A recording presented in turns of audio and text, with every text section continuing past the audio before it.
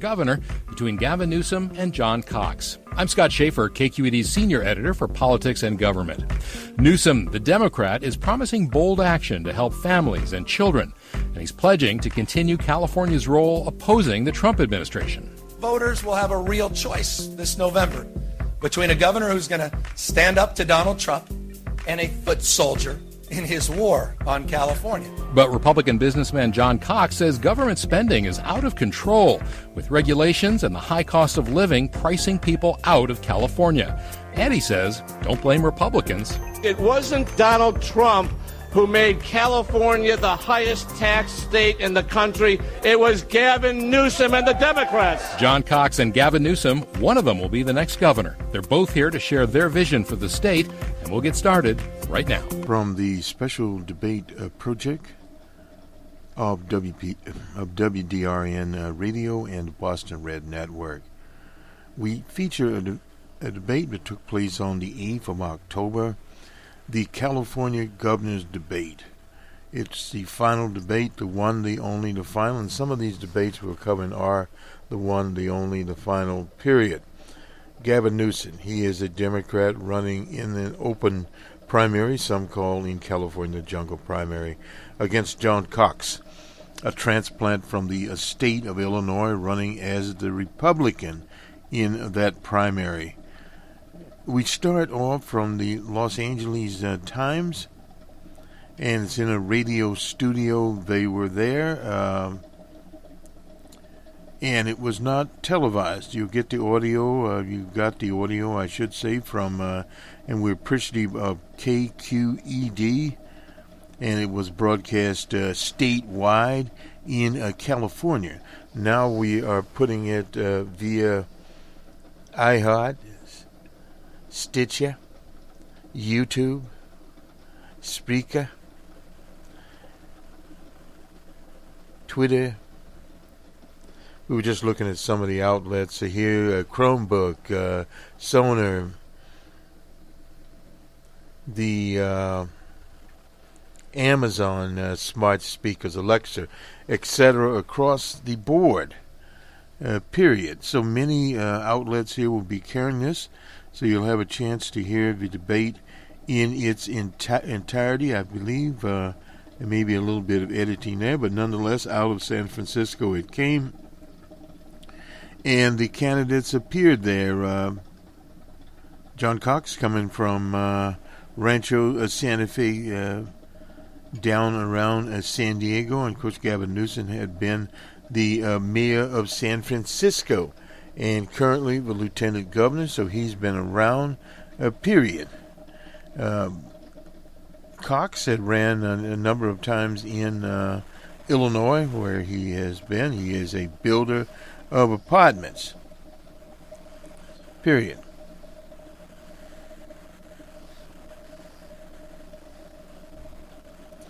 Now, comments of John Cox that he had made in 2007 about LGBTQ rights would open a floodgate to polygamy and bestiality, he called it. It was the debate was moderated. I'm sort of moving around here by Scott Schaefer, of a senior political editor at KQED. Cox said he had evolved on the issue and accused Newsom of dragging up it to deflect from addressing other state matters. Sanctuary cities. Now, sanctuary cities is a nationwide situation brought on actually before DJ Trump appeared. What it basically means is that the city of gendarmes, the police forces there, will not persist in chasing down people for not having the proper documentation. That is left to ICE, not, say, the L.A. Police Department or the California Police Department.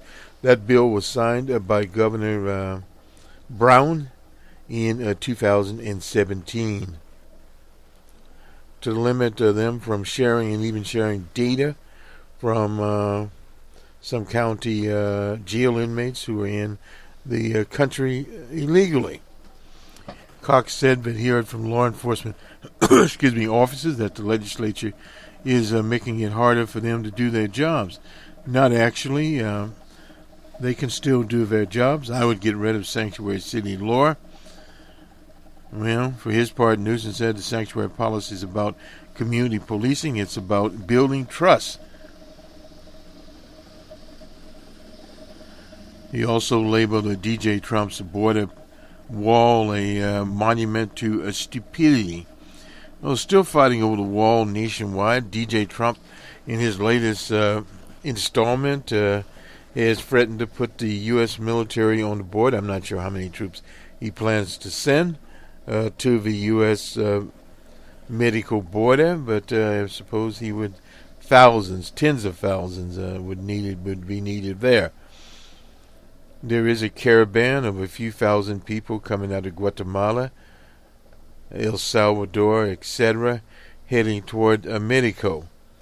And then the officials in Mexico, if they have papers, they will then let them come to the U.S. border. That doesn't mean that they will enter the border. They will come to the border posts and present their claims for asylum. Period. That is a legal process. Anyone that gets to the border doesn't mean they're crossing the border by other means. They're coming through the gate, literally. And they will be interviewed, and a process will be there. Now, for some, they will have to go back across into Mexico and wait there until the U.S. authorities let them in the gate. But that is a fairly orderly process. And it has to be noted that from the nations Guatemala, El Salvador, etc., they can just use their national identity cards to cross the borders. And they have done this. And to housing, we talked about that. Cox is actually a builder. Both want to build more housing. Newsom sees 3.5 million houses constructed through 2025. That's quite a while. Wants to build Cox 3 million new houses over the next decade. That's 10 years. Not a lot of housing when you think about it. Cox supports California's Environmental Quality Act, a landmark law that required developers to disclose and minimize the project's impact on the environment. Newsom agreed, but accuses Cox of offering only superficial solutions, adding that he has 15 separate policy proposals. Newsom also asked if considering reform to Prop 13. That's the infamous law championed by the late Howard Jarvis, capping property tax increases that critics say viewed as a contribution to California's fiscal challenges. If you recall, the state of California had huge fiscal challenges. Jerry Brown, at one time seen as Governor Moonbeam, he ran as a conservative in the 70s for president. Now he's back and labeled as a liberal, if you can figure that out. And let's go on here. There's also Prop 63, a ballot measure he campaigned for in 2016 that requires background checks on the purchase of ammo. Period. Cox, of course, is a backer of, quote-unquote, what he calls the Second Amendment, which is a smokescreen within itself. Two candidates over Prop 6, an initiative repeal the fuel tax increase and a vehicle fee for repairing states' roads and bridges. It's on the water.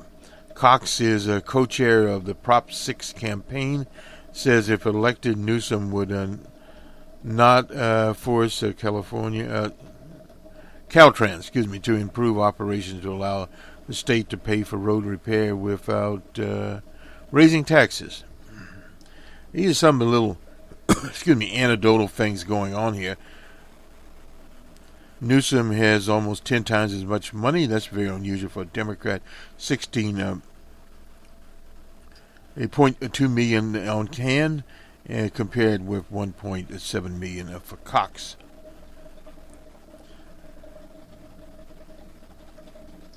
Newsom had agreed to a TV debate, hosted by CNN, but events didn't get off the ground after Cox demanded it focus on housing, cost of living, water, and other Pacific issues, while Newsom's campaign said it was an effort to limit the scope of questions.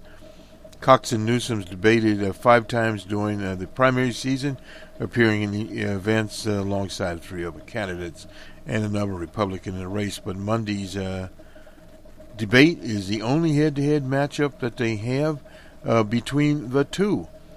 And KQED debate there, the gubernatorial candidates. I'm looking at the site now.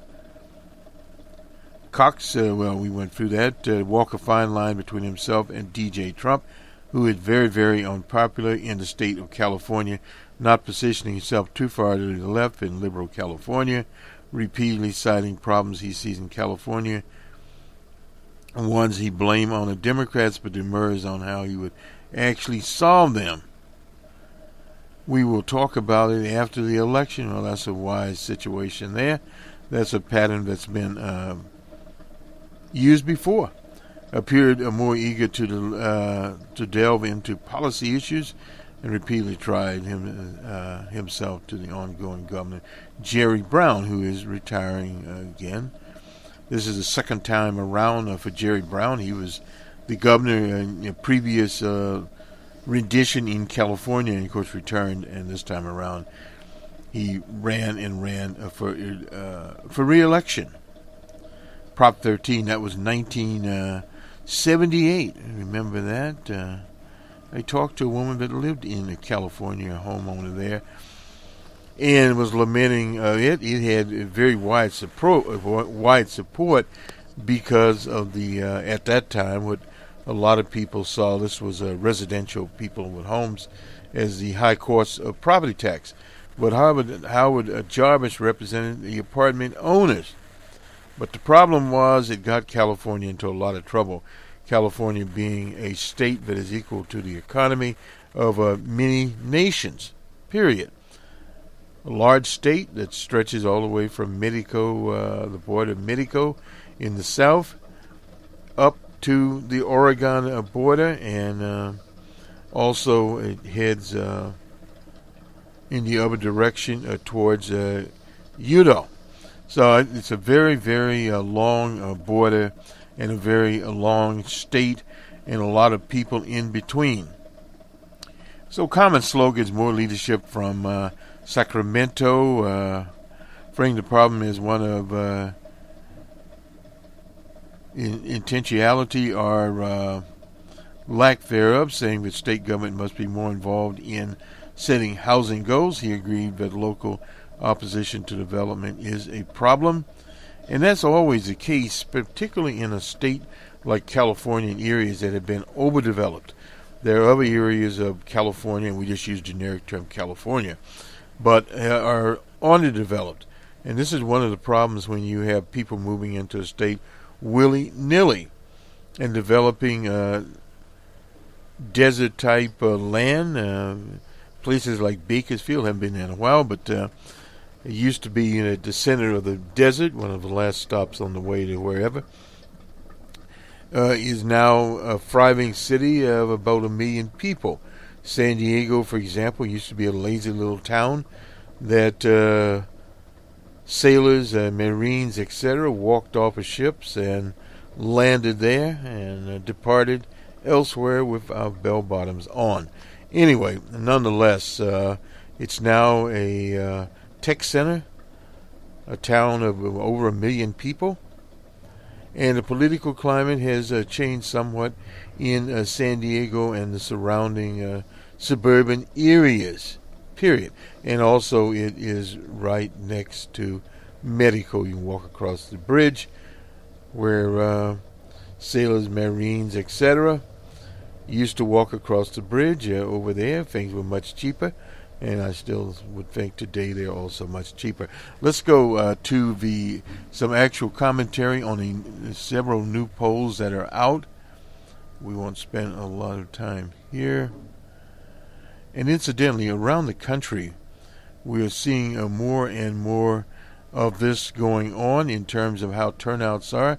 In Tennessee, for instance, early voting is having some problems because of the amount of people that are going to turn out for this so-called early voting campaigns. Primarily millennials, fathers of O.J. Simpson, etc., are doing early voting, and that is a problem in some of these areas. And we look at them increasingly to see how the turnouts are happening and where voter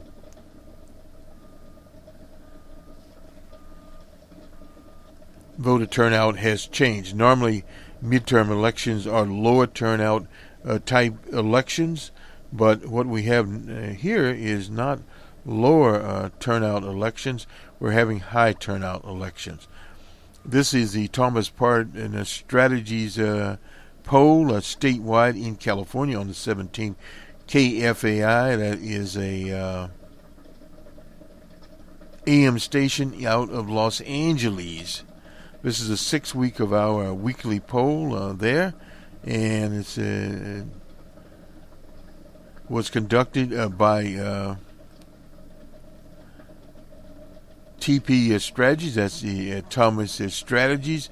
We'll hear from him, but let's just start this out with a local TV station here, and I hope we can get this in. This is on the KTI poll, and we'll actually hear from Mr. Thomas himself. Let's see if we can get this. Feinstein. Plus, Proposition 10, a debate over the rent control initiative on the November ballot. That's news conference at 9 following Meet the Press. We'll see you then.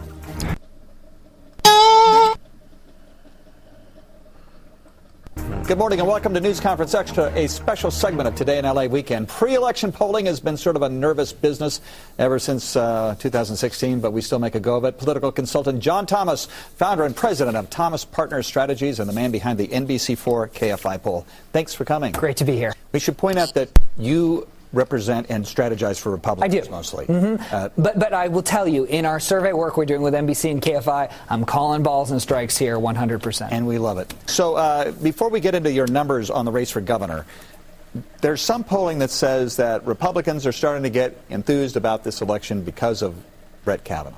Yeah, in our 8-week-long polling track with NBC and KFI, we started measuring this enthusiasm measurement because we're seeing nationally a trend where Republicans' enthusiasm is surging. We measure that in California. Consistently, Democrats have been above 90% in terms of enthusiasm, which is very high, and there's been a 10 to 20-point spread between Democrats and Republicans. This week we found the Republicans' enthusiasm is identically equal to Democrats. How does that help Gavin Newsom, or I should say, how does that help John Cox? Well, it helps against Gavin. Well, John Cox needs more than enthusiasm to get him across the finish line. Right now, we have him at a 12-point deficit, so he's going to need more than enthusiasm. What this matters is in the federal contests, in those swing races in Orange County, like Young Kim and Mimi Walters.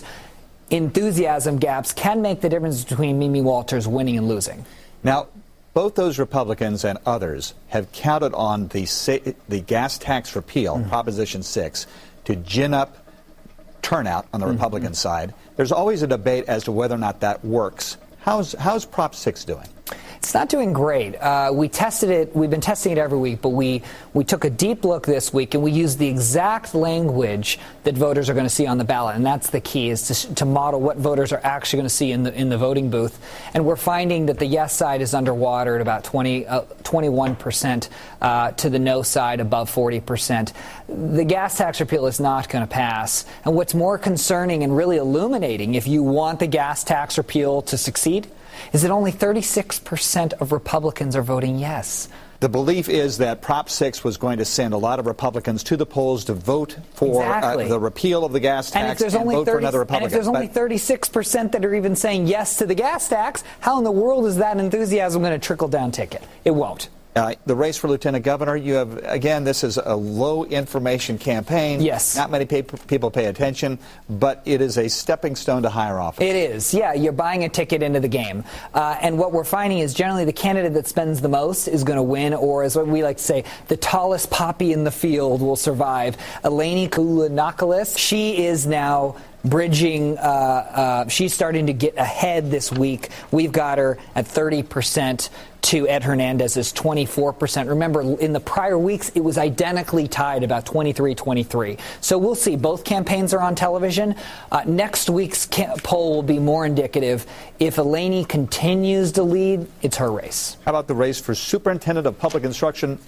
You always have a sort of a pitch battle between a candidate who is sympathetic to organized labor, certainly the teachers union, the California Teachers Association, and somebody from outside. Yeah, this is really a race between the pro-charter school movement, Marshall Tuck, and the pro-teachers union, Tony Thurmond. As up until last week, Marshall Tuck had almost a 20-point advantage with a large undecided. Now both sides are spending. It is a dead-even race at 30% Marshall Tuck, 28% Tony Thurmond, with 41% still undecided. This is a total jump ball this week, and we'll watch as it moves along. And finally, you haven't pulled this, but in Orange County, you have 4 competitive congressional seats. You have the 25th in Simi Valley and the High Desert and Steve Knight's seat. What are the chances those are going to flip to a Democrat? Good that several of them are. Diane Harkey is the Republican running down for Darrell Issa's old seat.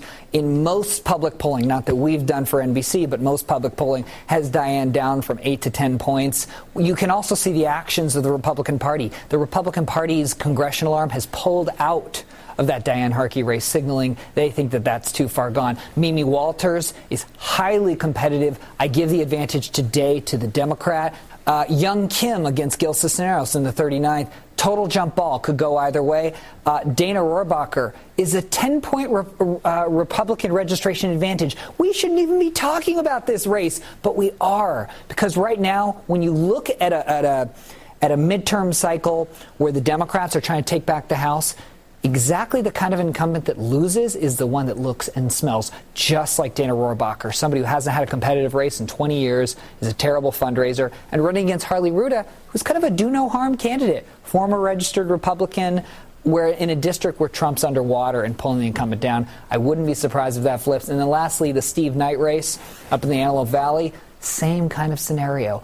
A candidate who's not running a hard race, not a great fundraiser, in an area where there's lots of Latinos and Trump is underwater. We're watching these closely, but let's just say this. They need high Republican enthusiasm to hang on, and they need Trump to tick up a few points between now and Election Day to hold on. Thank you very much. Thank you for having me. Thomas, you're the best. Thanks. Coming up at 9 o'clock. That was Mr. Thomas of Thomas' Strategies, Week 10. We'll return to this. It was on the 17th of October. Let's see if he is again. Now, I think this is a little different one, but we'll listen to him. Or it may not be. I'm not certain about that. Good morning and welcome to News Conference Extra, a special segment of Today Now. Okay, it's the same one. Anyway, we'll just briefly look at the poll. Here, this is from John Thomas. Basically, the numbers are Gavin Newsom is above 50%, and Cox is right around 43%. We won't go on the lieutenant governor situation. Last week, Elena Castelantis was at 26%, actually 26.1, and Ed Hernandez at 26.2. But that has changed some. We won't get into some of these races, but we will get to gas tax. A race, our survey repeal that the race on the tax was even tied at 35-37.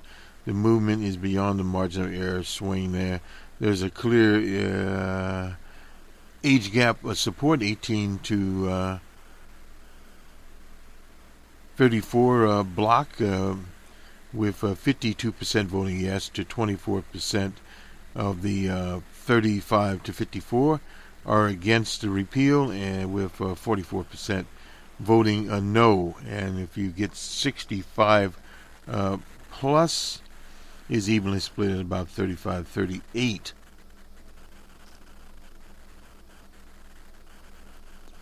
So it is indeed underwater. The fight to repeal is back in the hunt this week, with a jump ball basically there. But the yes side is winning and growing their margins with Republican voters. Since last week, 44.9% of Republicans say they will vote yes on the measure, yet 26% of Republicans still say they will vote no. It is a Republican initiative. It's going nowhere. It's underwater. The generic ballot has tightened slightly. That's the enthusiasm situation there. But the Democrats, a lot of this will change. And from John Thomas, now this is a Republican poster, and he commented on this. This is the impeachment of DJ Trump. This is a little different kind of situation. Still maintaining that Trump should not be impeached slightly. That is only slightly. Trump is still in a positive territory with 47% of Californians against impeachment. Voter enthusiasm. It's fascinating to see Republican enthusiasm remain high post Kavanaugh. Make no mistake, both sides are charged up. Republicans are taking a clear lead this week in enthusiasm. Period. Trying to hold on seats down in Orange County. Unthinkable. I can recall we went into business. We used to advertise with the Orange County Register down in Disneyland Place, as one would say. But things definitely, incidentally, that enthusiasm index, Republicans at 79 and Democrats at 73, as that index goes up a bit. Anyway, that is the clear numbers that we have. And let me just very quickly here go to ESPN. We need to report on the LA Dodgers and baseball. We'll do it very, very quickly here. Just give you the scores, as they say, very quickly here. And we'll get the college scores. And incidentally, we left those out of the Monday Morning Quarterback. We'll be doing several of these broadcasts, so we'll get them in. On the 18th, later tonight, we'll have, of course, the Red Sox in Houston against the Astros. Red Sox won last night. Let's just recap last night very, very quickly. Let's see what's the over on. It is by 8.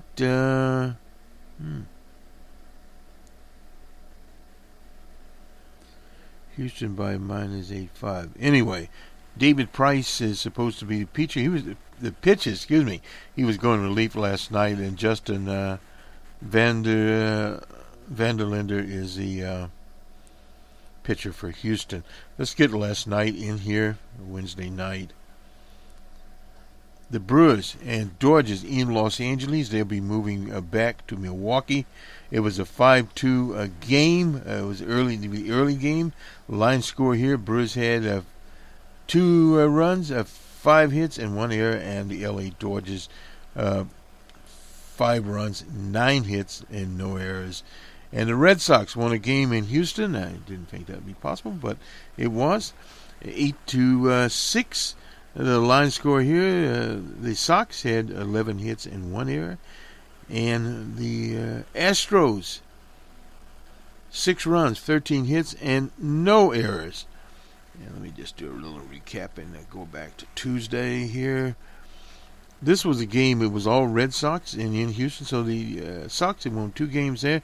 It was 8-2 was the final score. The line score was the Sox had 8 runs, 9 hits, no errors, and Houston had 2 runs, 7 hits, and no errors.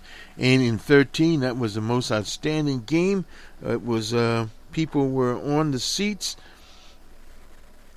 all 42 or whatever thousand people. may have been 52,000 people in Los Angeles. Anyway, the final score was Los Angeles 2-1 over the Brewers.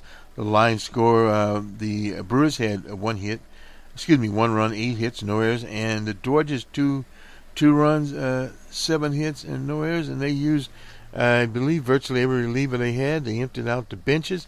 In terms of players, this has been an exciting series between the Brewers and the Dodgers, and this thing will go to Milwaukee on travel day is, let me see, right quick here. Yeah, Dodgers and Brewers, that will be on Friday night, the score there. And the one is 8 there, and they have LA favorite in that series. Now the Houston series, there will be a game. Let's see, what would it be?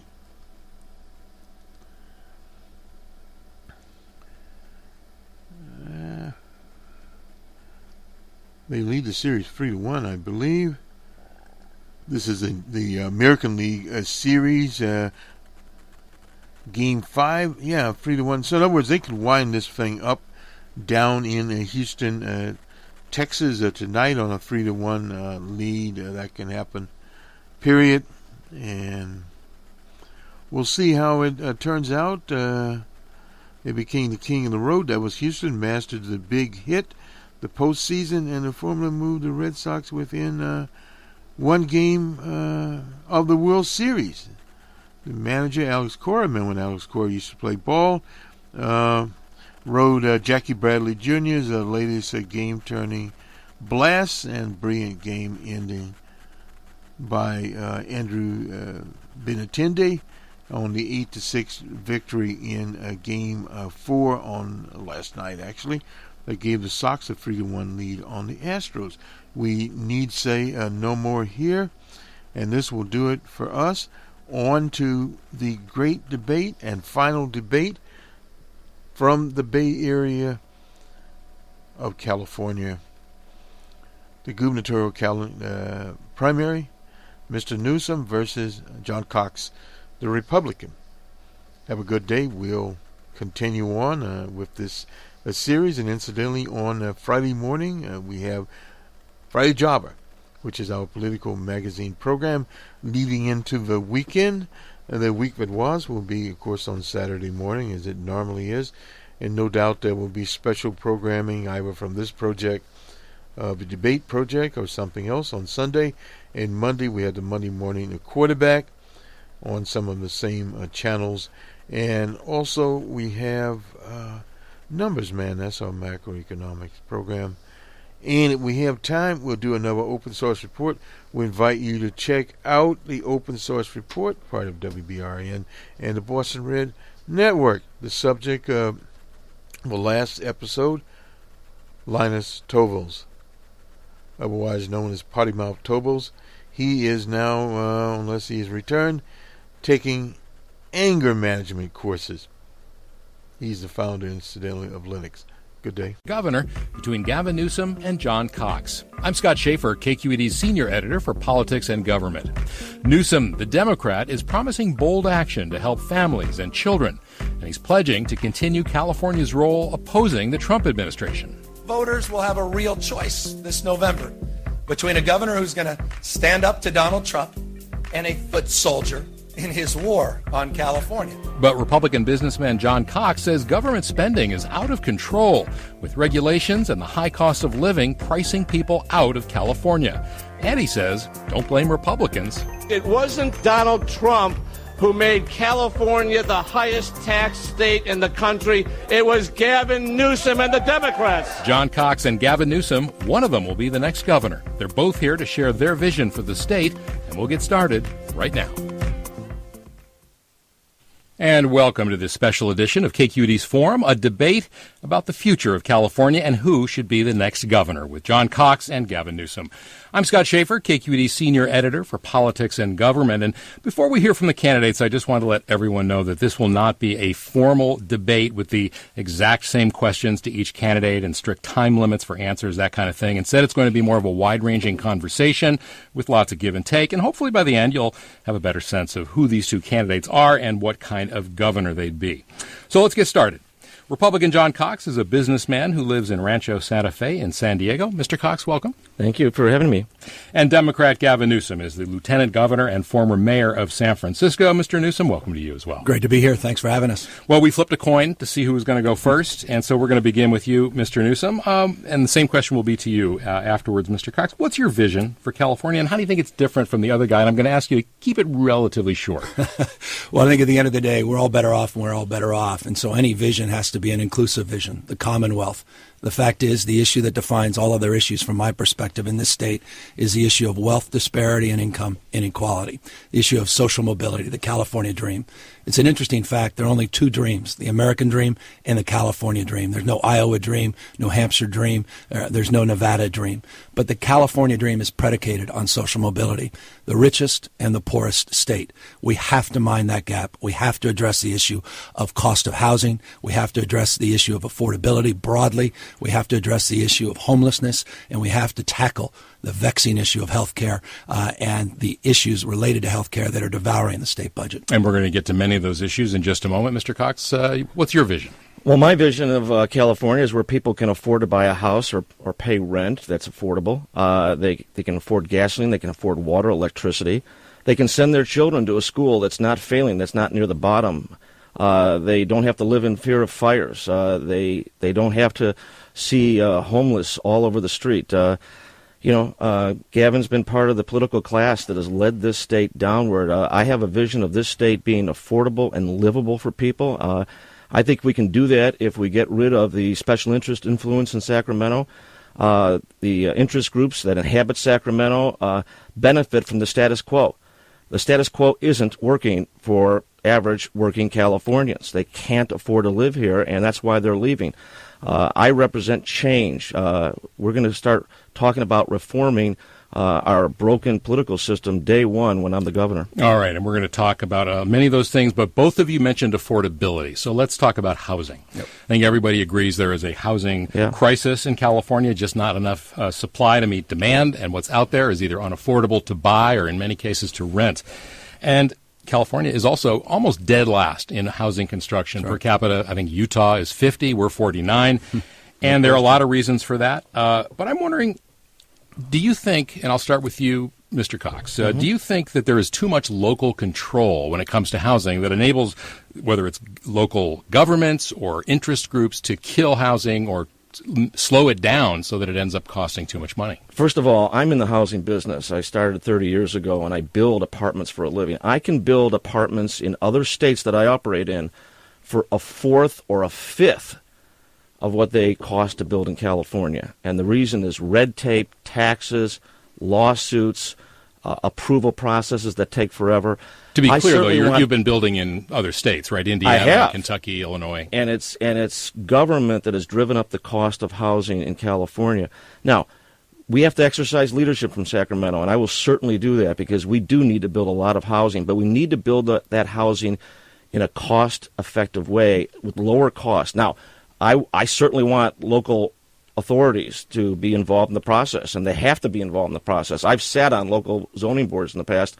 And do they have too much power now, do you think? No, I don't think they do. No, I think they should have power. But I think there's also can be leadership that's exercised from the top. One of the things that I would do is reform CEQA, which has been turned into an effort by trial lawyers to sue competitors and stop development, and that's limiting the supply of housing. That's the California Environmental Quality Act. Absolutely. Signed by Ronald Reagan, actually, I think, in 1970.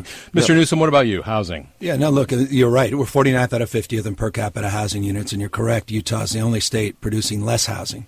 And the fact is we're producing about 100,000 plus or minus housing units on an annual basis in order to create some price equilibrium in this state. From a production perspective, we've got to be developing close to 4 times that number. So you're right. It is a issue of production, but it's also an issue of intentionality or lack thereof. There are no statewide housing goals in California. There are no timelines, no objectives, no strategies to organize at the local level the kind of determination to address this legitimate affordability crisis. As it relates to your question about localism, yes, localism is determinative, but there's a certain point where the NIMBYism, there's a certain point where the lack of focus in terms of producing the requisite housing that's required in this state there's a certain point where the state of California needs to intervene. How? Incentivize good behavior or disincentivize bad behavior. One of the specific plans of the 15 specific plans we have to address this housing crisis comes to the issue of allocation of tax revenue. Mayors have a perverse disincentives for housing. Mayors actually have an incentive for big box retail.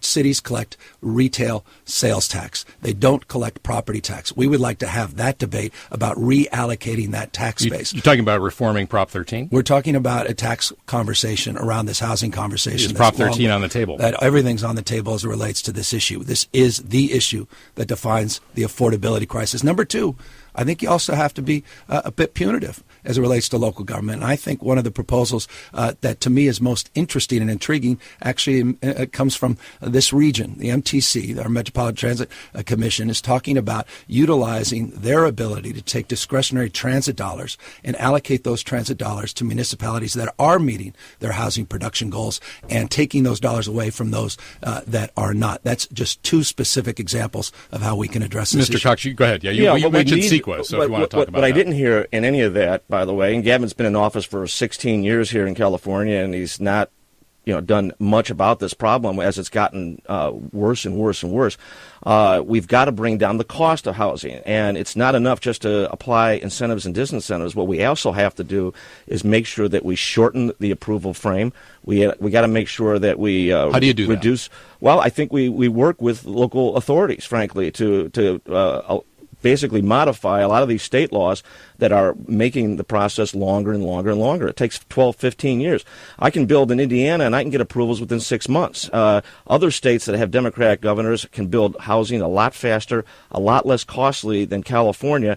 I fail to believe that we can't build housing that's more cost effective and available for people. Well, Scott, just because it's an important point on CEQA, in the past, John has argued for eliminating CEQA. Not reforming it. He called for its elimination. Specifically, I said to eliminate it and replace it with something that's more workable. Yeah, and so I believe in more categorical exemptions for socially desirable projects, for excuse the wonkiness around this, more programmatic environmental impact reports to address the issue of pre-development risk. I do believe the issue of time value of money, in essence, what John is getting at, is an important part of the solution as well. Again, that's why there's no one single strategy that's going to address this issue. That's why we've laid out 15. I hope we can compare and contrast, the listeners, compare and contrast our proposals, our specific, tangible plans, because there is a profound contrast in the two approaches. I have a lot of specific plans, and of course, those plans don't mean anything unless you're willing to go up against a special interest. And what does that mean?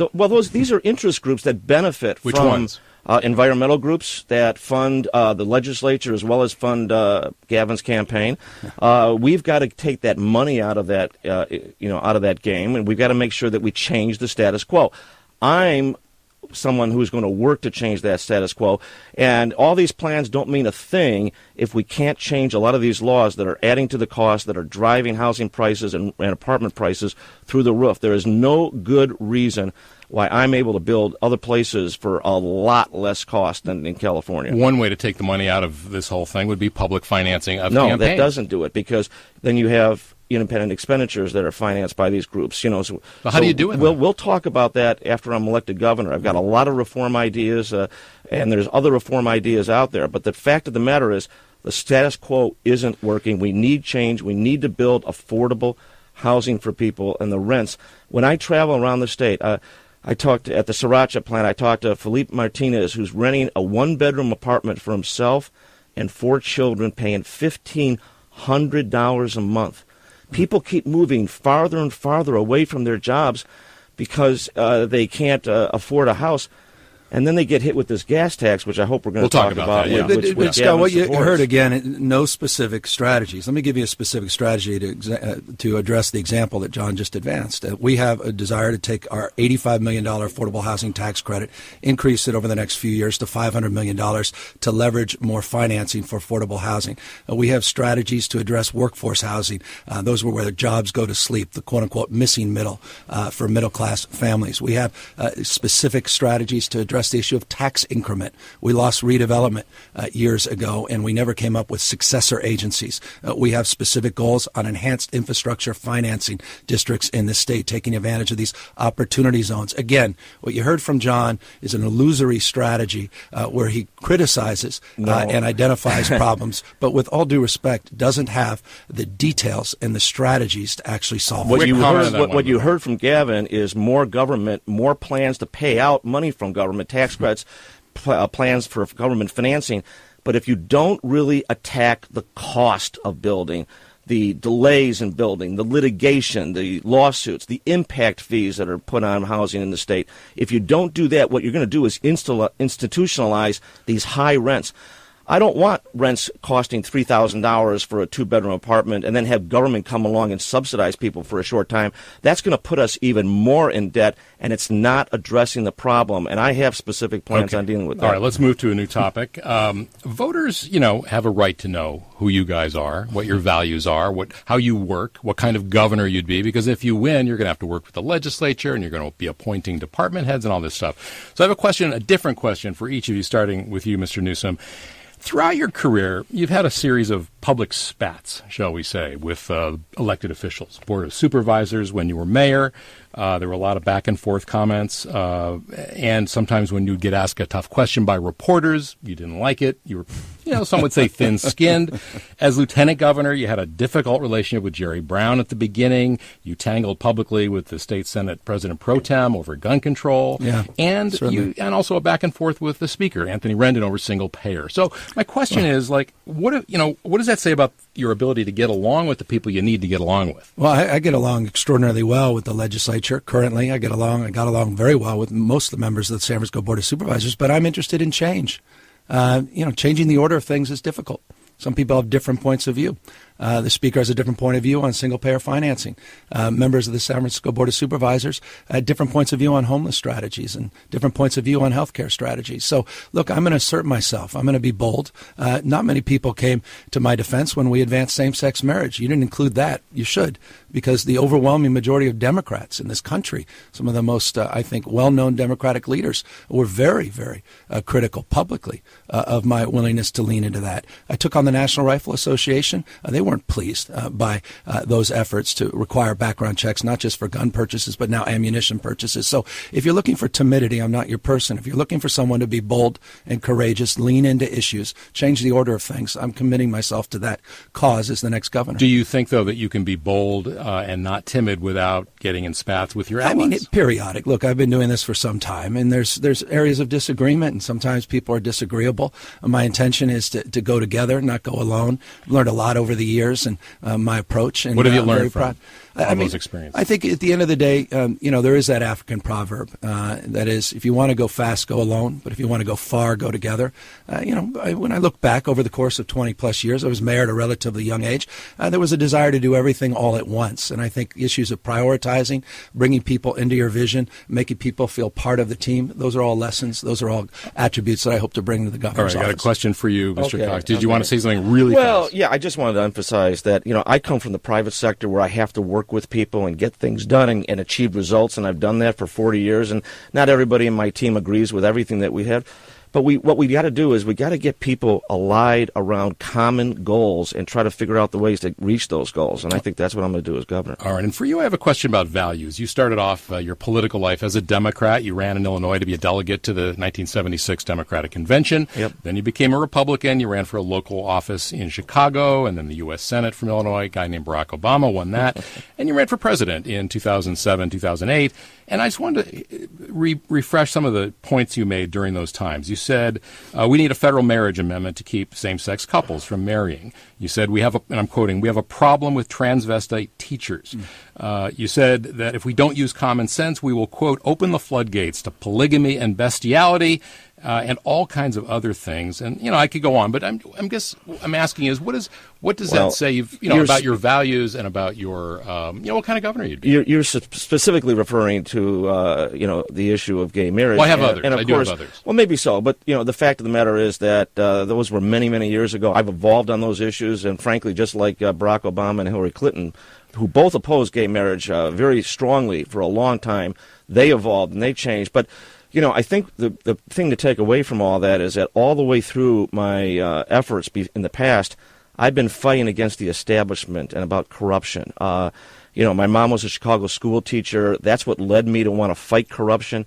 It's the corruption of these special interests that are making California too expensive and too unequal for people, and that's what I'm going to attack in California as well. You say you've evolved, and that's fair, although he was mayor at the time that you said those things. It wasn't like a long, long time ago. I mean, so... Well, maybe so, but as recently as 2003 and 2004, Barack Obama and Hillary Clinton were both against gay marriage. So, I've evolved on those issues, and I think they are not going to be germane to this. I think the important issues in this race are the affordability for people in this state, the ability to live a productive life and afford gasoline and water and electricity and the failing schools that we're having to put up with. I think those are far more important issues. Scott, what is germane, though, is to understand more fully. Look, it's one thing to have, quote unquote, evolved on same-sex marriage, and I certainly respect that. But you supported a constitutional amendment to ban same-sex marriage. You equated, and Scott mentioned this, and I haven't heard you evolve on this, that homosexuality leads to bestiality. No, I didn't say that. Well, you did, and you're quoted saying that, and to quote-unquote other things. You talked about transvestites as a way of advancing the notion that some people can choose to be homeschooled to stay away from quote-unquote transvestites. Have you evolved on those specific points? People have the right to know that, John. I have, and again, this is all meant to take the topic away from the important things that people are worried about here in this state, and that is the ability to rent a decent apartment at an affordable and we're price. Going to talk about that. But also against discrimination against renting as well. The LGBT community is concerned about that. I'm opposed to discrimination of all forms. We're coming up on a break, but real quickly for each of you, which one of you represents the mainstream of California better? Mr. Cox? I think I do, because I represent the people who are just trying to get by. I wasn't put in office by billionaires. I had to work my way up. I had to struggle all the way through, and that's something that I think the people of this state will identify with. 15 seconds. No, I certainly think we represent the vast majority of Californians that reject John Cox's absolute allegiance to Trump and Trumpism and his longstanding advocacy for causes that I don't think the vast majority of Californians embrace. All right, you're listening to the gubernatorial debate on KQED. I'm Scott Schaefer. We're going to take a very short break, and we'll be right back.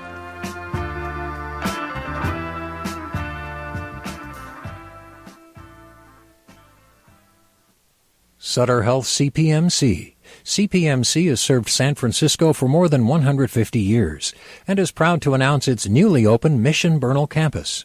Designed as a healing environment, the new hospital has all private rooms, pediatric after-hours care, and the specialists and facilities to provide comprehensive maternity services, including low intervention and multidimensional birth methods. SutterHealth.org/Mission Bernal.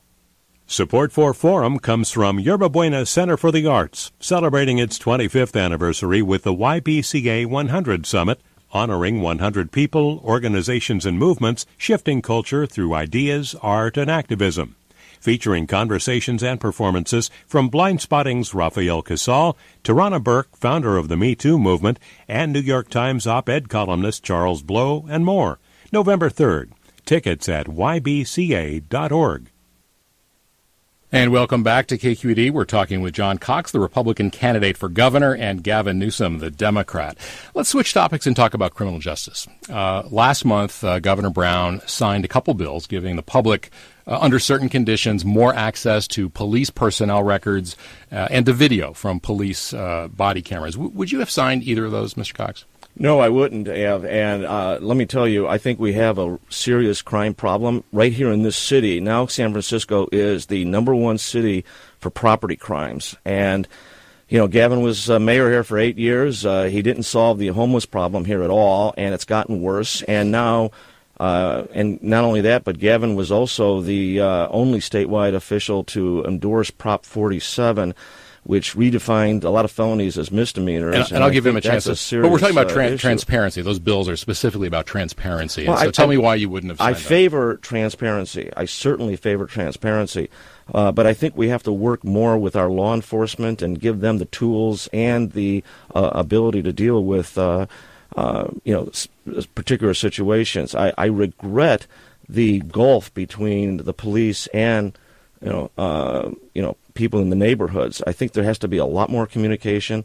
I think we have to foster that. But going after the police and opening up private personnel records, I think is it's just a kind of creates a fishing expedition for trial lawyers. I don't know how you can be pro-transparency and oppose that bill. 27 states provide, quote-unquote, some access to those records. What we did is reconciled that. There was a lot of compromise. There was a lot of work with law enforcement before it got on the governor's desk. To the governor's credit, he led a lot of those efforts to find common ground and compromise. It's about transparency. It's also about trust.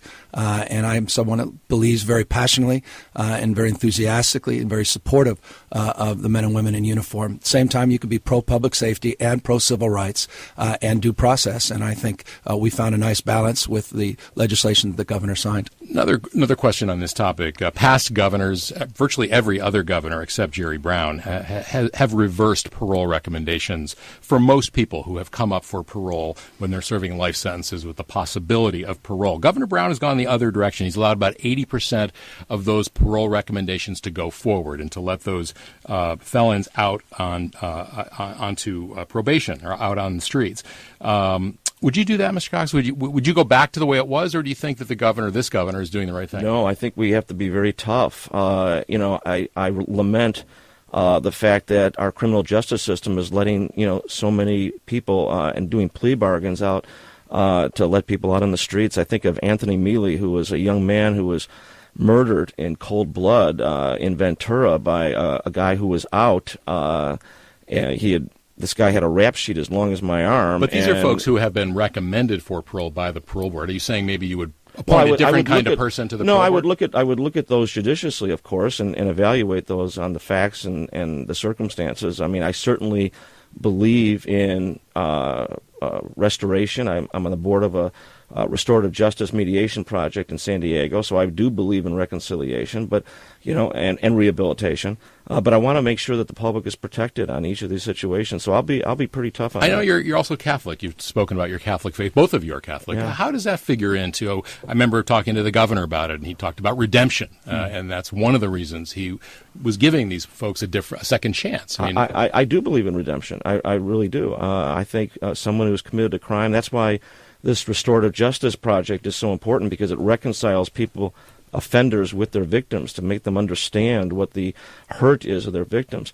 But I think we owe it to the public to make sure that we apply parole judiciously and that we have a good set of eyes looking at this to make sure it's evaluated properly. Well, I think we do have a good set of eyes, and we've had a good governor who's done the right thing. What I'm trying to reconcile is John's answer. He says he would not continue, I think, in the enlightened sense, the policies of Governor Brown, which has been about restoration, has been about second chances, has been in the spirit of what John was advancing. I would like to build on that. I also would like to build on Governor Brown's criminal justice reform legacy. There have been a lot of, I think, very enlightened reforms. You can't be ideological about these reforms. You've got to be open to argument, interested in evidence as it relates to changing conditions. Do you think the jury's still out on whether they've all been good changes? All of these things. You have to be iterative. On Prop 57, which is about to be implemented, 47, 3 strikes, AB 109, which was realignment. You cannot be ideological.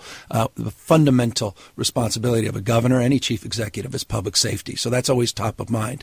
But just locking folks up, being quote-unquote tough on crime, I don't think is necessarily the answer. That's the old saw. I think being smart on crime, and I think the example of the last few years is an example of that, I think is a much more enlightened approach, and I want to build on that approach of Governor Brown. Prop 47 is widely acknowledged now to have been a real problem. And just for listeners who don't know, we should say that was a ballot measure that downgraded a lot of mostly drug crimes from felonies to misdemeanors. And you talk to a lot of small retailers, and they're finding that this is really creating problems for them. And Gavin wants to continue Governor Brown's management or even worse. And the fact of the matter is, under Governor Brown, people are further being priced out of the state. They're leaving the state in droves. In our schools, we've spent 80% more. I hope we talk about education, because we've vastly increased spending for our schools, and they're now in the bottom, 10% of the states, and that's just not a situation that I would want to continue. We just had bail reform signed by the governor, and that's going to take effect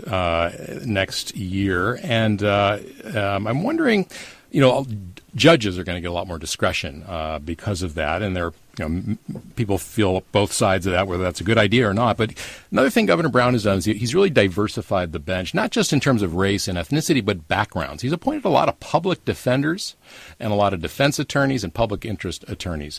Is that a trend you would continue, or would you go a different direction? Having a balance is a good thing, but this bail reform was not a good thing. I mean, what you're doing is replacing a private business with a lot more state workers, and that's really who lobbied to get this done. Why would it need more state workers? Well, because you're going to have a lot more people that are going to have to go out now and bring people in to make sure that they appear for their trials, and that's a real issue, yeah. and it eliminates an industry. Listen, this is all part of the same piece, and that is that we have to make sure that the people are protected, and it's not just rhetoric; it's actual performance. Let's talk about bail reform. Only Duterte's Philippines and Trump's United States of America have money bail. California became the first state to step up and step into this debate and do the right thing. It is insidious from my humble perspective. African Americans and Latinos are being incarcerated disproportionately for one reason, the size of their ATM, their bank balance, not the likelihood that they'll actually commit a crime before their crimes are officially adjudicated. This bail reform was an extraordinary step forward in a civil rights effort, not just a criminal justice reform. I applaud the governor, I applaud the legislature for their enlightened leadership. And by the way, in terms of moving forward, one has to be, yes, very cautious about its application and implementation as it relates to that judicial oversight, and that is an expression of legitimate concern, and the next governor will have to advance that concern by being very attentive to the implementation of that reform. We are not taking live calls on this show, but we did, through social media, solicit some questions, and we've got one now sort of related to this topic of criminal justice. Let's listen. Hi, my name is Michelle Winterhost. I live in San Clemente, and I would like the candidates to answer how they are going to handle gun violence. Mr. Cox, gun violence. Well, one thing we need to do is stop publicizing the names and pictures of these perpetrators of these gun crimes. A lot of them are mentally ill. You almost have to be mentally ill to take another person's life the way that these have happened.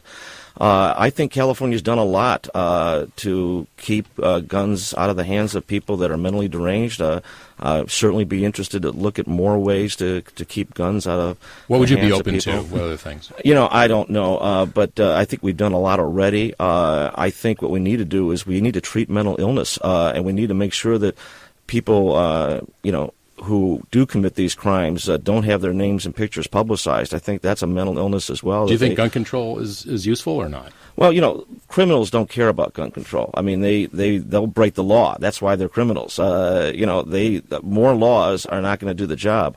I certainly favor keeping the guns out of the hands of people who are dangerous, people who are mentally ill, and but. The Second Amendment is an important amendment. I mean, let's be honest with John's record. He said gun safety laws are, quote unquote, a waste of time. He prides himself being a lifetime member of the National Rifle Association, doesn't believe in wait times, and has been a strong advocate for concealed weapons, concealed carry legislation. In every one of these cases, I think he's wrong. And all I could say is, thankfully, he's not been in a position of real leadership and influence in the state of California, because we would not have had the progressive record on gun safety that we had, that have saved literally countless of lives in this state. I'm very proud of the fact that I took on the NRA with Proposition 63, and we won. And we're about to be the first state in America to require the same background checks we do on guns for all ammunition purchases. That begins in January of next year. It's an example of a stark contrast between John and myself. I believe gun safety laws work and save lives. I want California to continue its leadership. He doesn't believe that, and he's proud of his longstanding support and A rating from a lot of the subgroups that are part of the National Rifle Association. Let's be clear here, and that is that we're talking about guns, we're talking about all these other social issues that I'm not running to change one iota. I am not. I am running to make sure that people in this state have an affordable life. They have schools that are not failing. They have available water, affordable electricity. All these other things are being done to occupy time and really not address the issues that we ought to be addressing, and that is the cost of living in the state and the horrendous conditions of people that are struggling and trying to get by. But those same families, John, have the right to go and drop their kids off at school without worrying I that some agree. weapon of war is being used by someone that didn't get a comprehensive background check. And you've not, on every instance, you have not been there fighting for common sense. Would you join me, Gavin, in agreeing that we should ask the media not to publicize the names and pictures of people who perpetrate these crimes? You're deflecting your fundamental opposition to any common sense gun safety laws. I'm not opposed to it. What about background checks? I'm not opposed to them. Neither is the NRA. This is a red herring, and this is for about gun show loopholes, keeping guns, ammunition purchases, keeping guns out of the hands of people that are mentally ill is a wonderful thing, and I will certainly back that up completely. All right, you've both talked about affordability and costs of living in California, and so we have a listener question. Let's listen. Hi, my name is Cindy Jordanic. I'm from Santa Clara, California, and I'd like to ask both candidates, what is your position on California Proposition 6? It's listed as eliminate certain road repair and transportation funding. I also have a flyer that says vote yes on 6 to repeal the gas tax. I'm just curious from each of them, what is their position of California Proposition 6? And let me begin. It's quite clear. We've talked about this before. You have opposite positions on this. Mr. Cox, have been a supporter, a driving force behind Prop 6, getting it on the ballot. You support the repeal. Mr. Newsom, you oppose it. Yes. And I'm just wondering, what do each of you think the other one's position says about the kind of governor they would be? Well, I think it's clear. I think Gavin would not exercise enough control over the efficiency of our spending at Caltrans. Caltrans has been regularly highlighted as one of the more inefficient agencies in the country. It spends way more than a lot of other states to build a mile of road. And there's a lot of contractors who make hefty contributions to Gavin as well as to Mr. Brown. And they build that into their cost, and that the public pays for it. And instead of reforming that system, how would you do that? Well, we need to get the money out of politics, and I'm going to be talking about that day one on November 7th after I'm elected. But we also need to make sure that Caltrans uses its money efficiently. And the politicians like Gavin went ahead and approved an increase in the gas tax. They didn't want to do the tough job. The tough job would have been making Caltrans live within its means. The tough job would have been modifying CEQA, which by the way, it's been waived for a lot of sports stadiums who have connected investors, but it's not been waived for road building, and it's driven up the cost. For housing, and it's driven up cost, and the people are paying for it, and they can't keep doing that. They are struggling and unable to live in the state. So to you then, what does it say about the kind of governor he would be? I'll answer that, but I want to make some fundamental points here. San Jose, San Francisco, and L.A. have the worst road conditions in the United States of America. What John just argued for is to make things worse. His plan is to make things worse.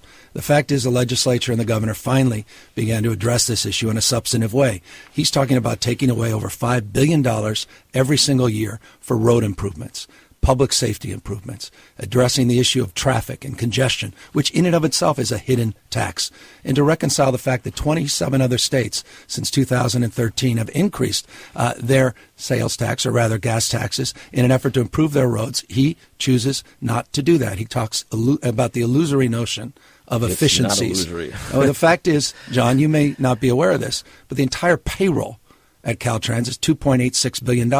You can eliminate every single position. I imagine that's the ultimate manifestation of efficiency, and still struggle to find the money that you are taking away and advocating taking away from improving our roads, our tunnels, this state and is our bridges. Supposedly running a surplus right now, and it generates tens of billions of dollars from motor vehicle-related sources, sales taxes on cars and other things like that aren't being used. We have a surplus. Let me just ask you about that. Because why are we digging into the pockets of people who are already paying the highest housing prices, the highest water prices, the highest electricity prices in the country? John, what's the plan to rebuild the roads And we're going to use. We're going to build a lot more roads. Where's the $50 billion come from? We're going to use money efficiently, and we're going to cut good deals with contractors. And he can laugh about it. Is it going to be union labor? He can laugh about it because this budget has zoomed under the last 8 years. When when Gavin was the governor, and the budget has zoomed now to over $200 billion. Well, let me ask you about and they haven't been though. building the roads. Because the last governor, you're running, of course, you're a Republican. The last Republican governor, Arnold Schwarzenegger, you've said in your commercials that Democrats broke it. They broke everything. That's why the state's a mess. But Jerry Brown inherited a $26 billion deficit, and he's leaving, as you say, a surplus. So, and part of what Arnold Schwarzenegger ran on was cutting the car tax. And it blew a big hole in the budget. You've got to remember, 2010 is when Governor Brown took office. The whole country was in a financial disaster at that point in time, and so. But cutting the car tax contributed to that. Well, no, not necessarily. No, the housing crisis and the financial to meltdown. The budget deficit. I mean. Well, yeah, but the budget meltdown, and that's another issue that we need to talk about, and that is the reliance on a very thin layer of people to finance this government, and we've built up a huge amount of cost in this budget that has to be addressed. And Gavin is not going to address those things. I'm going to have to address them because, in the private sector, I can't afford to waste money. I have to use every penny efficiently, and that's not being done in Sacramento. We're going to find more efficiency at Caltrans, but I want to make a point that you're emphasizing, or at least the frame of your question. We inherited a $27 billion budget deficit. We have an $8.5 billion budget surplus. We've had 101 consecutive months of net job growth, a 3.7% GDP growth rate average over the last 4 years, the lowest unemployment in recorded history.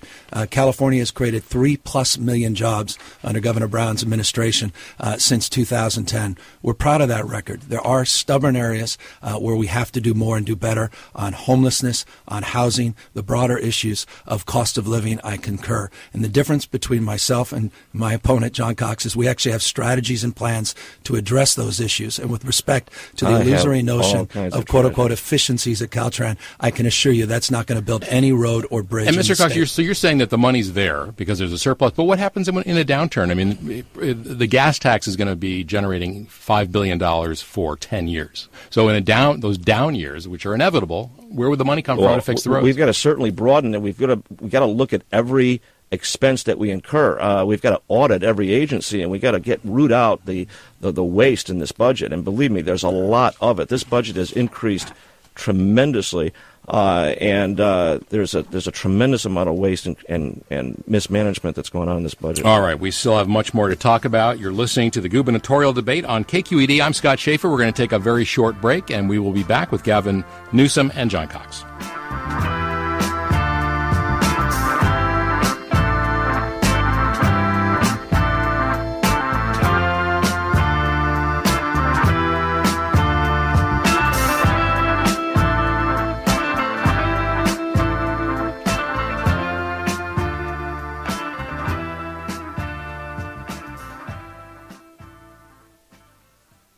And we continue our conversation with the candidates for governor, John Cox and Gavin Newsom. And I want to say that before today, we reached out to a lot of reporters that we respect from places like the LA Times, Cal Matters, San Francisco Chronicle, Politico, and our public radio partners. And we got their suggestions for questions and topics. And a lot of the questions you're hearing today are a reflection of their input. So I want to thank them for that.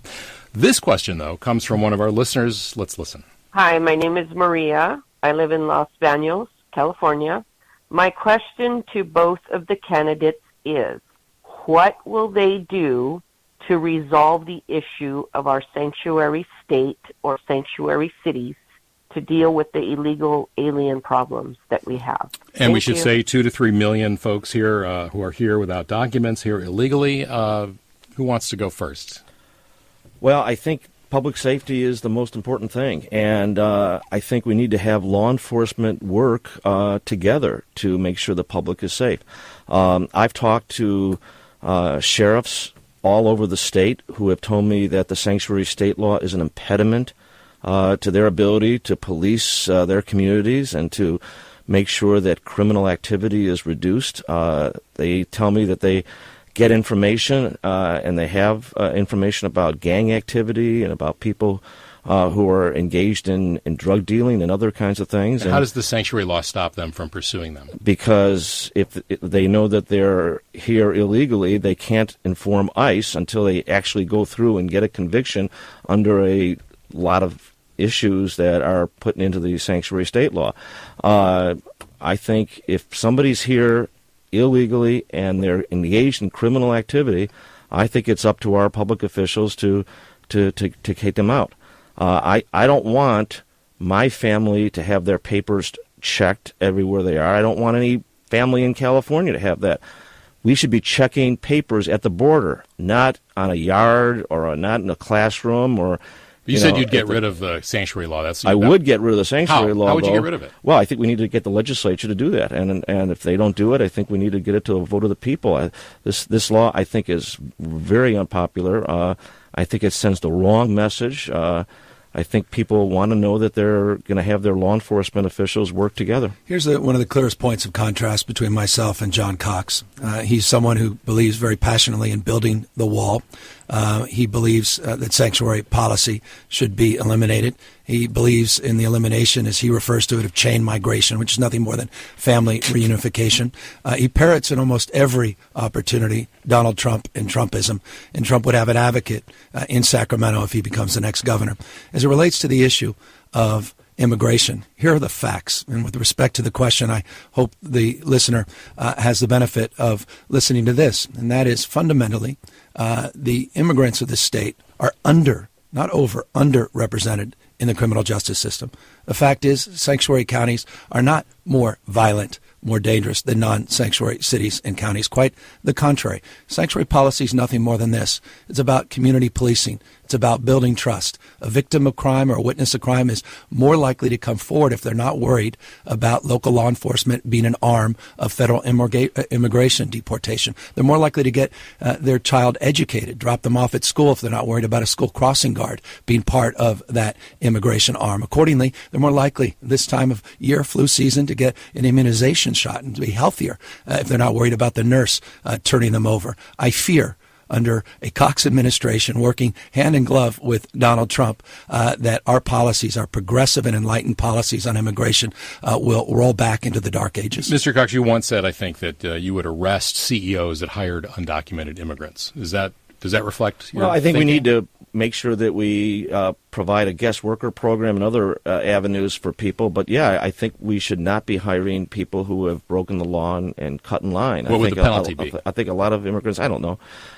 We would need to determine that. But I think every country has a right to determine its borders. And unfortunately, the country to the south of us had 26,000 murders last year. I don't want to see drugs, guns, and human trafficking come across that border. And I think, a border wall is necessary. I live in San Diego, and it's had some effect there. But the Republican mayor of San Diego opposes the wall. Maybe so, but a lot of people think it's the right thing to do. Having said that, I am not in favor of checking papers in classrooms or on people's yards and going around and taking people out who are obeying the law. What about ICE and courthouses? I want to make sure that if somebody is involved in criminal activity and they're illegally, they should be removed from the state. Look, let me just say this about the wall. The wall is a monument to stupidity. The wall is intended to divide this country.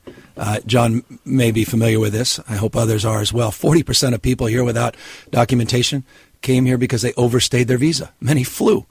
This notion of a 6th century solution to a 21st century problem is ludicrous from my humble perspective. As it relates to sanctuary, there certainly should be sanctuary when people are accessing the court system. And I subscribe to a point of view that's aligned with the vast majority of judges that believe that should be neutral territory, and ICE should not be coming in raiding our court system where people are trying to access justice or participating in the justice system. When you were mayor, and I know you remember this, there was a terrible murder of a father and I think 2 sons. It was committed by somebody who was here illegally, had been in the juvenile justice system, and was not turned over to the police. And I wonder, you then implemented a policy to turn over juveniles accused of crimes before they were convicted. Was that a mistake? Yeah, due process. I mean, the fact is, if I had that to do over again, the issue of due process was the missing link there. Look, the point is, sanctuary policy is not a shield for criminal activity. No one is suggesting somehow, John implied, that people have the right to unfettered violence in the state, regardless of their immigration status. They need to be held to account. The question is due process. And so the iterative quality of these laws requires some objectivity, not an ideological prism. That's why Governor Brown, as an example, amended the sanctuary law that he was handed with 800 specific conditions where we can coordinate and collaborate with ICE along the lines of some of the mistakes and lessons that were learned from the past. Well, one of those conditions was that the state prisons were exempted from that legislation. Would you change that? Should prisons be part of it? I think I stand by what the governor did today, but I am open to argument as new evidence and new conditions present themselves. All right, let's talk about a timely topic, climate change. Today is the one-year anniversary of the wildfires up in the North Bay. Dozens of people killed, thousands of structures destroyed, homes. And there's a new report out today from the United Nations on climate change saying that these terrible changes to climate are coming more quickly than we thought. And they say it can't really be addressed without even like getting rid of coal altogether. And so I'm wondering, California has taken a lot of steps. Do you agree with those? What additional steps, Mr. Cox, do you think it should take? Or what were some of the mistakes we've made so far in enacting some of these environmental policies? Well, I'm not an ideologue on this. I'm a problem solver. I'm also not a climatologist. I've said in the past that I'm not, but I'll certainly listen to climatologists on this. I believe the Earth is getting warmer, and humans may well have an effect on it. And I want the air as clean as possible. I drive an electric car. I'm proud of that. The point is that are we getting enough of an impact on the world's atmosphere to justify the cost to the people of the state? India and China are dumping tons of carbon into the atmosphere. But they've also signed on to the Paris agreements, which they should, because they're we pulled they're out one of of the worst. Well, but we're doing a lot. We've done a lot in California to clean the air. Frankly, the politicians like Gavin, have failed miserably to police the forest and take care of the forest and manage the forest. The carbons that was released by the fires, and it's a one-year anniversary of those fires. The carbon released by those fires was, comprised months of carbon from cars and trucks that were working to try to reduce. So Governor Brown just signed SB 100, which requires the state by 2045 to get all of its energy from clean sources. Would you have signed that? Well, no, because what we're going to do then is we're going to double electricity prices. It's a worthy goal. It's a wonderful, lofty goal to have. I certainly want the air to be clean, but we're going to keep pounding people of this state into poverty. Electricity prices in this state are already almost twice what Texas pays. The 100% renewable is a wonderful goal, but it's also going to drive people further into poverty. We can't keep doing it to the people of the state. So, John Cox celebrated, or at least acknowledged enthusiastically, that Donald Trump did the right thing when he pulled out of Paris. I reject that, and I applaud the leadership in the state of California, particularly Governor Brown, to radically change the way we produce and consume energy. I applaud his effort to get to 100% renewables by 2045, to get to 60% renewables by 2030. And I believe California has a unique role and responsibility, not just nationally, but internationally, to lead. Again, a stark contrast in this campaign for governor, someone who believes in climate change, believes that it's man-made. John still is not convinced it's man-made. Someone who's led as a former mayor on low-carbon green growth, someone that will take the principles and goals and the objectives that have been outlined over the last few years and make them real. Substantively, the goal of reducing our greenhouse gas emissions 40% below 1990 levels by 2030. That is going to be a challenge. I'm up for that challenge. John is not. Again, a stark contrast in this race. Politicians like Gavin like to make these political statements, and I think it's a law. Wonderful, it's not just a statement. Wonderful goal to have renewable energy. I'm all in favor, but we can't keep increasing the cost of electricity. I favor nuclear power. I think that can be done cleanly. Natural gas can be done cleanly. I believe we could use technology to ultimately have cars that are much cleaner burning. But right now the wind doesn't always blow and the sun doesn't always shine, and we need to make sure that we have backup power. Mr. Newsom, Jerry Brown has been taking flack from the left, from the Keep It in the Ground lobby about fracking and about drilling in California, not off the coast, but in the mainland of California. Would you reverse those policies that he's enacted? Yeah, I think we'll tighten them up. I think fracking's starting to fall on its own petard. Wall Street is the one leading this recognition. You're seeing interest rates rise. The fracking experiment is beginning to wane. So I think that's a natural opportunity for the next governor to get a little bit more aggressive as it relates to fracking. But again, California is leading in almost every capacity. We're creating jobs. We're leaning into the future. This is California's great, I think, foreign policy. It's one that I'm very proud that Governor Brown has led. And boy, I hope folks are paying attention. I would be very cautious to revert back to the normalization of deviancy as it relates to a lack of intentionality and leadership around climate change. California has a responsibility, has an important international role to play. I am committed and passionate about that. I want to lead. That's wonderful, except that people can't afford to live in this state, and they're moving out, and our electricity costs and our gasoline costs are pounding the average person. And it's all well and good to talk about this wonderful goal that we have. Let's work toward it, but let's not kill people in terms of their affordable lifestyles. Okay, we've got a few more minutes, so I want to try to get a couple more topics in. Today's Brett Kavanaugh's first full day on the job at the Supreme Court, and both of you have young daughters. You have 4 daughters, Mr. Cox. You have 2 daughters, younger. But I'm wondering, what do you think is such a bitter confirmation from what happened? I mean, what would you tell your daughters if they ask you or have a conversation with them? I regret all the divisiveness in politics today. If I have anything to say about it, I'm going to try to get reforms that reduce the divisiveness in politics. I think a lot of it has to do with fundraising. And I think you saw that with a lot of the politicians in Washington on both sides, fundraising off their extreme statements. And frankly, you see it in this discussion with Gavin, trying to paint me as as different on so many issues and recharacterize my positions. I think what we need to do is need to take a step back and try to get more comedy, more kindness and issue discussion into our politics. And, I take a backseat. As you mentioned, I have 4 daughters. My mom was a working mom. I think Dr. Ford needed to be heard and should have been believed. And would you have voted to confirm? I'm not going to get in the middle of that, frankly. I'm focused on the issues in California, but I wanted to point out that I led the recall of Bob Filner as the mayor of San Diego because I think anybody who uses their position of power and authority to impose themselves on someone who is subordinate to them, should be surcharged and should be removed from office. Frankly, I think it's very relevant. You say you care about the issues of California. It's very relevant then, Kavanaugh, because it could have a profound impact on California and Californians, on their reproductive rights, of which you do not believe a woman has a right to choose, regardless whether or not they're raped or had a tragic incident of incest. Kavanaugh will play an outsized role in that. You've been an advocate for the repeal of the Affordable Care Act, which would have cost, in the Graham-Cassidy bill, $138.8 billion by 2027 in the state of California, and that also eliminated funding for Planned Parenthood. And that will impact reproductive right access for millions and millions of women, and not only this state but across the country. These things are relevant. Issues of private property rights, issues of access to our beach and waterfront, issues associated with our dreamers and our immigration policy.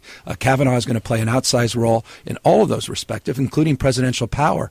For all those reasons, I opposed his nomination, and I think it was a sad day yesterday when he got sworn in. Real quick response if you have one. If not, we're going to move on. I will certainly appoint justices of in California who will respect the Constitution and respect the U.S. Constitution and the California Constitution and try to keep the politics out of it. I think there's just too much in the way of politics involved here. We are almost at the end. I want to give both of you an opportunity to just sort of summarize what's at stake in this election. And because of the coin toss, we're going to start with you, Mr. Newsom, and John Cox. You'll have the last word.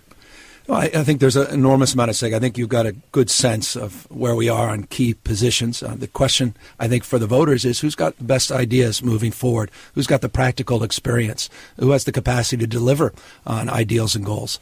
My biggest issue, again, remains the issue of addressing the income and wealth disparities in the state. That doesn't begrudge, in a way that doesn't begrudge other people's success, but addresses these issues in a systemic way. I've run a campaign that's been positive. Our campaign commercials are not attacking my opponent. They're attaching themselves ourselves to attacking problems with policy solutions. And I think the most important thing, and I want to just reinforce it here today, the most important thing the next governor can do is reconcile this fact. 85% of the brain is formed by the time someone's just 3 years old. The most important investment we can make to address the issue of systemic poverty, address the issue of criminal justice reform, is to begin at the beginning. Invest in prenatal care, early Head Start, nurse home visits, preschool. That is the architecture of life, and that is a disproportionate bias that I want to bring into the work of governor and will be a top agenda if I'm successful this November. Mr. Cox. This election is about change versus the status quo. I represent change. My opponent is for the gas tax. He's for the train to nowhere. That's a waste of money for the taxpayers of the state. His answer for the housing crisis is more government spending. Mine is to reduce the cost of housing so that people can afford to live in this state. We even talk about education, but the schools are failing our children. That is a future that we are giving up. I've been in the public sector, or the private sector, for 40 years getting things done. Gavin has been in office for 16 years. He's been the lieutenant governor for 8 years. Never had any of these things that he talked about in solving the problems. We need to solve the problems with this state. We need to get change. We need to make sure that California leads the way on education, on affordability, on water. I am against water rationing, which he is for. So there's a lot of areas that people need to know that we are opposed, and I will make this state affordable and livable again. All right. Thank you very much. And I want to acknowledge you said we didn't really talk about education. Absolutely true. Didn't talk about pension reform, water, healthcare, big topics we didn't get to. We had an hour. So I encourage people to go to your website. Go to our website. I'd be willing to have another one of these discussions because I think it's important. I've agreed to 5 of these and can't get my young friend to do that. Thank you very much, both of you, John Cox, Gavin Newsom. That concludes the KQED Governor's Debate. There will be coverage and analysis of the debate throughout the day on many of these stations. I'm Scott Schaefer. Thanks to you for listening. Thanks to the candidates for being here. And have a great day.